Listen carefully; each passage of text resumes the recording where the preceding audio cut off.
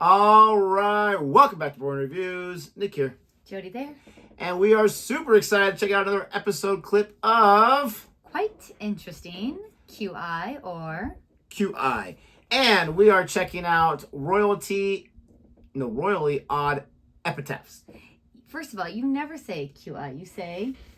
I will not be bossed around.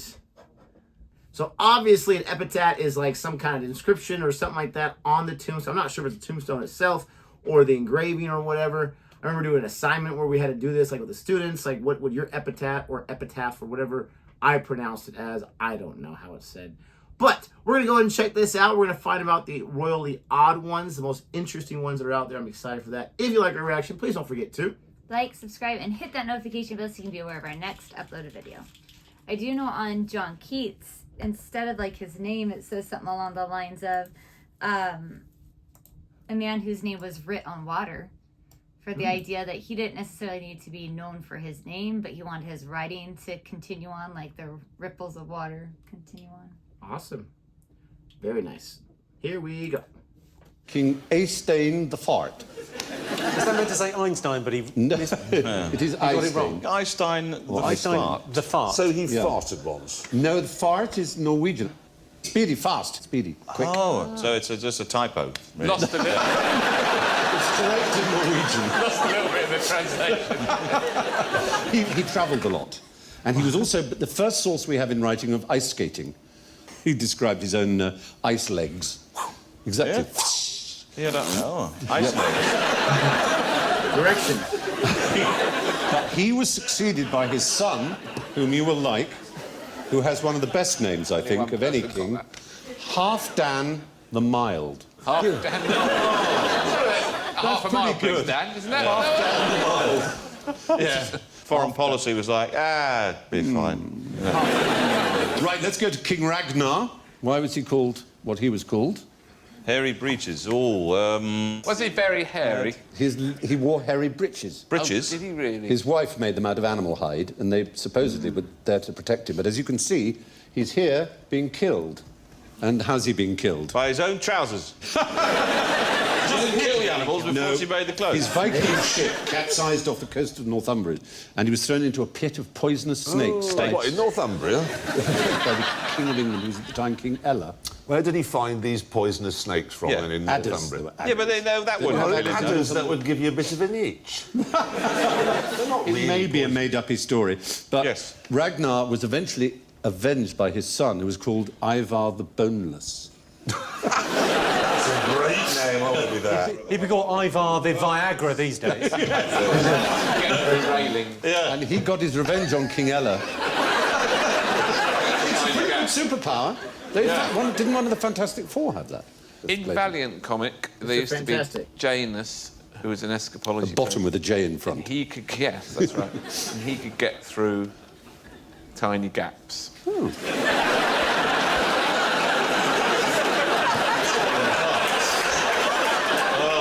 There you go. Funnily Janus. enough, every week he seemed to be in a situation. A Janal where situation. It would be really helpful if he could get through a tiny gap. How the writers kept coming up with these scenarios where the only solution was for Janus to get through a tiny gap, but he was always going through drain grids and that sort of thing. And avoiding the door that was open. That'd be too easy, wouldn't it? Quite often he'd forgotten his keys. That's King Ragnar, the hairy breeches, Yeah. been killed by King Ella, looking down on him, in a raging pit. Geordies. But he was avenged by having his ribs opened and his lungs spread out against his chest, which was known as... Boneless did. And it was called the... Say again? What was it? The Blood Eagle, yes. Very good. Audience, 10 points. And was he... He wasn't that boneless if he had a rib cage then. No, he did it to his... someone else. The Oh, he man did who it killed to his someone father. else? Yeah. But Jealous of presumably, their bones. Yeah. this person was... it was against his will. Yes, It wasn't just go and then... Hey. I saw a Philly boots. documentary about heart surgery, and to get through the sternum, they used a power saw. Oh, I know, it's It's quite hard to get in there. Yeah. Or a little toffee hammer, and it takes a lot longer. Yeah. It's a very small power saw. I mean, Yes. it's not Oh, a great yeah, big right, one. it's No, it's not a logging thing. Oh, yeah.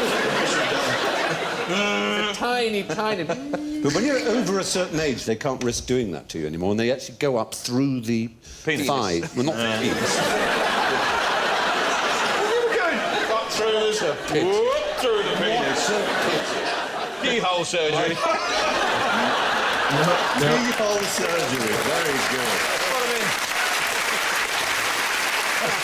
Requires a steady hand, obviously. Don't be absurd. They go up through the anus. Oh, gosh. So sorry, Stephen. They got through a major... Yeah, like your mate through the tiny cracks. I was called I've James. got a job for you, Jamie. There you go. Oh, God, steady, chap. Stephen, now, Lost I've got a control. question about farts. Oh, yes. Do you think that farts smell before they come out? Good question. Am I going in to find out? Quite a philosophical one from you. If you went up someone, when Janus goes up... Hold on. You wouldn't have to hold your nose, is what I'm saying. You'd be free to use both hands. If you have a colonoscopy, if you were to have a colonoscopy, Yes. you know, 24 hours before, you have to take these unbelievably powerful... Hallucinogenics.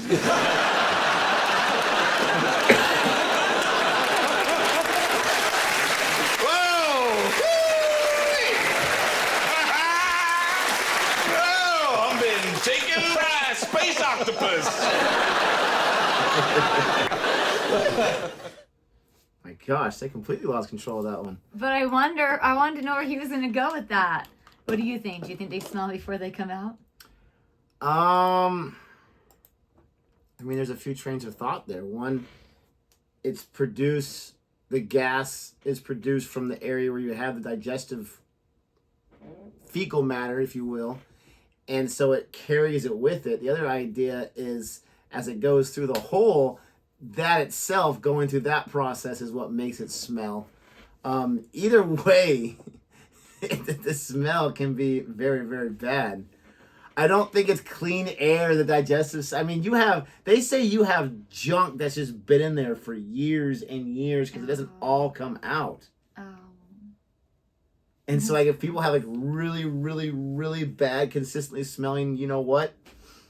I mean, I could say farts. I'm not sure I said you or not. Really bad smelling farts, it's probably because they need to get a cleaning. Little enema. Clean those, like... I mean, you see a drainage pipe where it has all that gunk around it, and it gets smaller and smaller. Mm-hmm. Oh, that's so gross. I would assume they say, like, a dead body reeks. If you cut open a body, it smells. So I would assume, yeah, there's all sorts of smells going on. I mean, it's the same thing as if you think, like, if you burp kind of thing. Like, whatever you ate last, no offense, is usually it kind of comes up. So I'm assuming it's all smelly inside there. All the foods and the drinks mixing together.